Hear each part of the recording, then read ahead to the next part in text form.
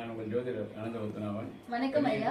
நீங்க வந்து இது கேட்டீங்க உங்க ஜாதகத்தை பத்தி. ஐயா நீங்க நல்லா ஜோசியம் பாப்பீங்க, ஜாதகம் பாப்பீங்கன்னு சொல்றாங்க ஐயா. ஆமா.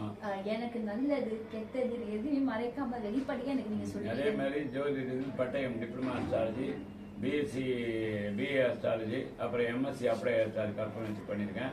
ஜோதிடத்தில் நிறைய கிளாஸ்லாம் போயிருக்கேன். ஜோதிடம், மாந்திரிகம், வாஸ்து, எண்கணிதம் எல்லாமே எனக்கு வந்து தெரியும் எனக்கு. அதே மாதிரி வந்து என்னை நாடி வரவங்களுக்கு முன்னாடி சோழி பிரச்சனம் எல்லாமே அட்டமங்கல பிரச்சனைலாம் போடுவேன். கேரள நம்பருக்கு வந்து அதை வச்சு ஜாதகமே இல்லைன்னா கூட அட்டமங்கல பிரச்சனை வச்சு வரவங்களுக்கு என்ன பிரச்சனை, ஏன் அப்படி நடக்குதுன்றத சொல்ல முடியும். உங்க ஜாதகத்தை படிங்க, அப்படியே இருக்கு. சரிங்க ஐயா, நீங்க பாருங்க ஐயா. இன்னைக்கு உங்களுக்கு ஜாதகம் பத்தி பார்க்க வந்திருக்கு. உங்க பொண்ணு பேர் வந்து சுவாதி. என்னன்னா சுவாதின்னு போய் எப்பவுமே யாருக்குமே எந்த ஆளா வந்து தீன்னு முடியக்கூடாது.